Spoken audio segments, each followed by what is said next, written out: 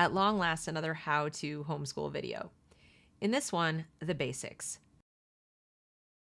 The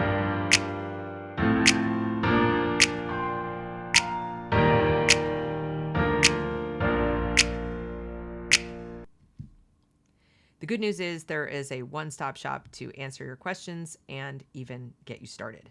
And that is the HSLDA.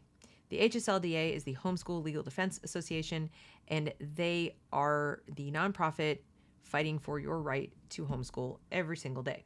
It is membership driven, yet you do not have to be a member to use this website and take advantage of all the wonderful resources they offer.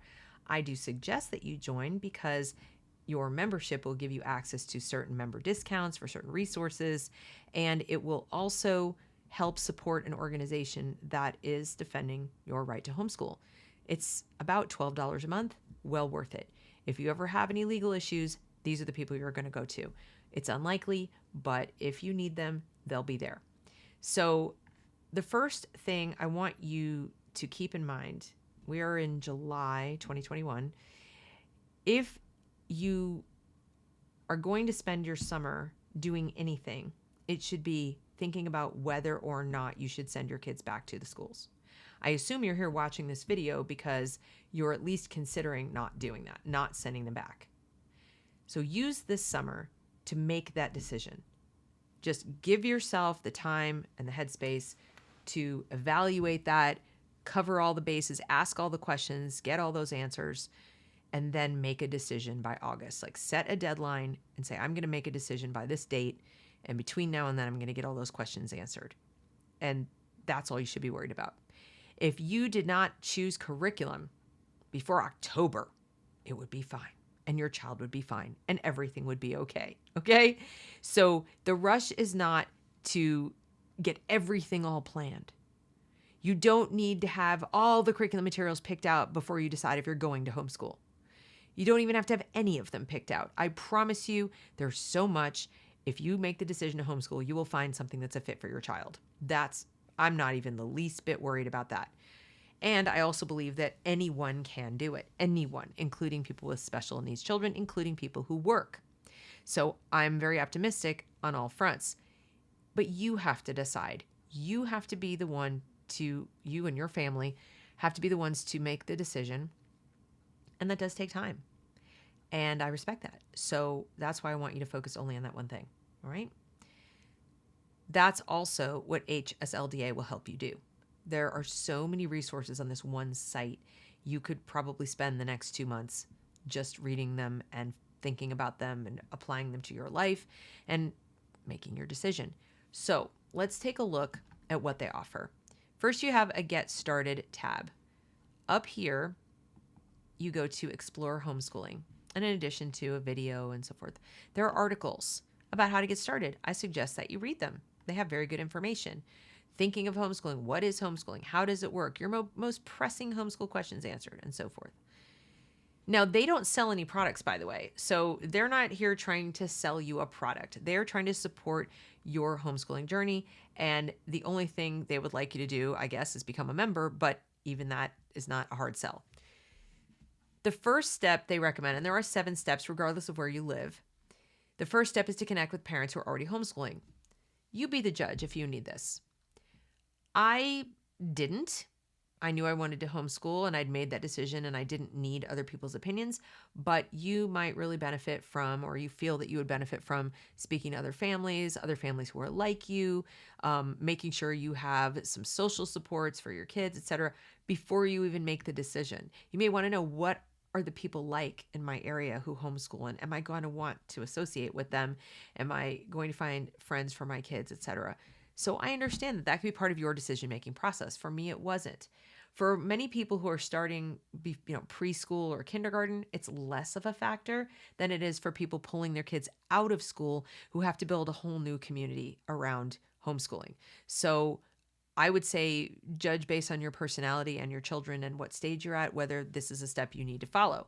But if you decide that it is, you can come in here and click on this link, and it will take you to homeschool organization links for national, state, and local, overseas military, homeschool networks, resources, and national vendors. Just check out all the national organizations. You see this? This is discount groups. Classical Conversations is one. There's some academies online where you get a discount for being a member. State and local organizations. Click on your state and you will find others. Let's take a look at this. These are different homeschool network resources and national vendors, also with the discount noted. There are so many. Look at all of these, okay? So you can check out some of these resources, see what might be interesting to you, and go from there. But all of this is in service to that one goal of answering the first question, or step one, connecting with parents who are already homeschooling. The other thing you can do is go off this site and you can check Facebook and you can put in your city, or your state, and it will show you all the homeschool groups in your state. I just have North Carolina showing because that's where I am. You could put in any city or any state. We just put in California as an example. Oh, look how many. Los Angeles. And there are just so many different ones. People homeschool all over the country. And there are lots of little special interest groups as well. So they're not just Christian homeschoolers. There are Muslim, there are Jewish, there are secular, there are atheist, you name it. They're all out there. So going back to the other website, then you want to understand your state's homeschool laws. There are basic questions everyone has. Do I have to notify my school district that I'm homeschooling? Is testing required? Do I have to keep records of attendance, test results, or anything else? And can my child participate in sports or other activities at our local public school? Well, the way you're going to find out is you're going to come in here. Here are the states. The colors mean something, by the way. The dark green is no notice required at all.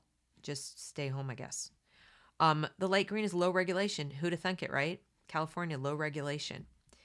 Moderate regulation, that's where I live, okay, is the light purple. And high regulation is the dark purple.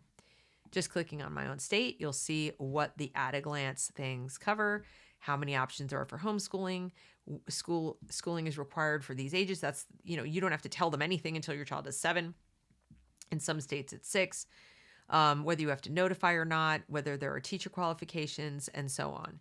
Now, if I click on a different state, you'll see that this changes. Now it's 6 years old to 18. You can't drop out of school before 18. In North Carolina, you can at 16. There are 3 options for homeschooling. You do have to notify, but there are no teacher qualifications except for the third option of homeschooling. There are no assessment requirements. In North Carolina, we have assessment requirements. You don't have immunization requirements in California. You do in North Carolina. So you see, it's sometimes surprising who has the stringent regulations and who doesn't. So you're going to want to look at your state. And then for each state, you have articles that are basically the same for each one: how to comply with the school ages, how to withdraw, public school access for homeschoolers in California, like what resources you can use. California does not have a law granting homeschool students the right to participate in public school classes and activities. So they don't have one. It's up to the individual schools. Meanwhile, if we go back to North Carolina, all right, and we come down to public school access, they do not have a law granting homeschool students either. Okay, policies vary district to district. Students wishing to participate in public school classes or activities should contact the local school. Now, I do know that in my county, there are certain things that kids can participate in, but you do have to contact the local district and ask them. So that can be an option as well. It's not a given that your kid can't use those facilities. You do pay for them after all. So that's something else you might want to get involved with politically. If you're going to homeschool and you're very frustrated that you feel forced to do that because of what's going on in your schools, then you need to lobby your government to make sure that if they're not going to give you your money back, that they at least let you use some of the resources or participate in the sports and the extracurriculars, right? Record keeping, and then various other things that are happening. So you would just find your state and go check it out as far as the laws. And that is basically what you need to do as far as getting started. Then you would come up here to teaching my kids. This has, as you see, starting strong, what to teach, grading, testing and evaluation, special needs, high school and beyond, and record keeping. For the starting strong section, they've got the 7 steps again, how to be successful, how to get ready, what's my educational approach, what's my style. Honestly, you could give yourself homework for each day and come on here and just read some of these things, and you will feel so much more knowledgeable and comfortable about what you're doing. And I would predict you'll also feel excited about it, because homeschooling your children is not just a means of escaping the bad things in public school. It's also a means of giving your child the optimal educational experience. It is what you always would want for your child, but couldn't really give them in the public school because you didn't get to choose. You didn't get to choose the teachers. You didn't get to choose the curriculum. You didn't get to choose the hours. You didn't get to choose when they'd go on vacation or when they'd take field trips or where they would go on these field trips, and so on and so on and so on. Would your child have a nap or not? What would they eat, etc.? Do they get to go to the bathroom when they want to go to the bathroom, or do they have to wait and ask permission and have a pass and all these things? You're giving your child a childhood that is a rounded experience where education is fully integrated into their daily life and not just this other thing they go somewhere and do. So instead of creating this impression that getting an education is something that has to be done inside a building with certain specialized experts telling you what to do, your child is much more connected to their learning and to life.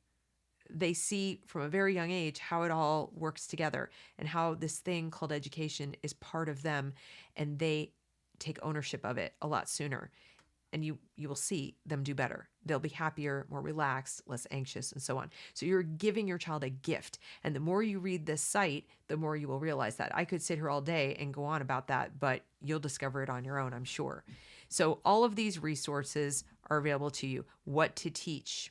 What grade is my child ready for? Are you under the impression your child has to use the materials for the grade the school said your child was at? No, maybe not. Maybe they could go up a grade in math or down a grade in reading at their pace, whatever. You are not arbitrarily limited to anything because the state says so. You don't have to fight a battle with anyone to get your kid into a special class. You decide. You decide all of that. As far as special needs go, anything you ever wanted to know about that? Can I really do it? How do I homeschool my child with special needs? What about planning? How do I high school? Etc. And there are even some member benefits. They have some specialized professionals that you can consult with if you're a member. So another reason that $12 a month membership may be worthwhile. And let's see, high school, all the resources for high school. What do I need to know about testing? Will my teen miss out? And so on. So that is HSLDA, and also Facebook groups. And I strongly recommend you spend some time on the site. You may also want to participate in some of these online recorded events. You can watch at your leisure, video. They've got everything. How to finish your homeschool year, how to homeschool multiple ages, can I homeschool and work full time, college readiness, how to test, preschool, how to homeschool mid-year. What if I'm tempted to quit? What do I do? Homeschooling through the holidays, kids' screen time, frustration and temper tantrums, you name it, it's here. So this resource did not exist in this form when I started homeschooling, and I wish it had. HSLDA existed, and they did have some great resources, but nothing like this. They have improved their website so much in the last year, probably because they've had so many more people join, and probably because the demand is enormous. The demand for homeschooling resources has skyrocketed.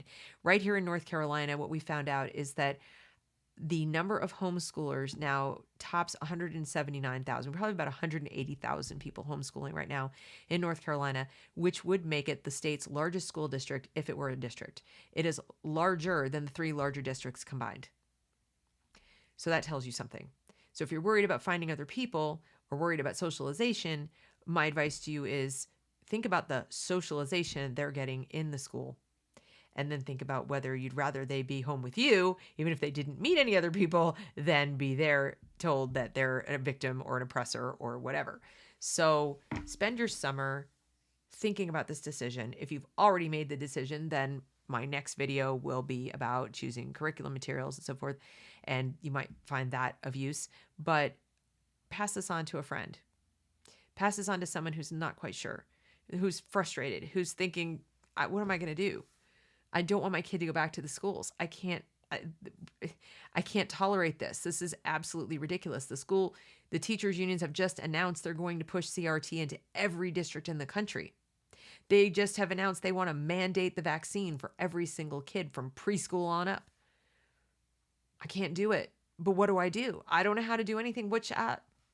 Pass this along to them. Okay? So I hope you found this helpful. If you did, please give the video a thumbs up. subscribe to the channel. That would be great. Comment if you have something to say. It helps feed the algorithms.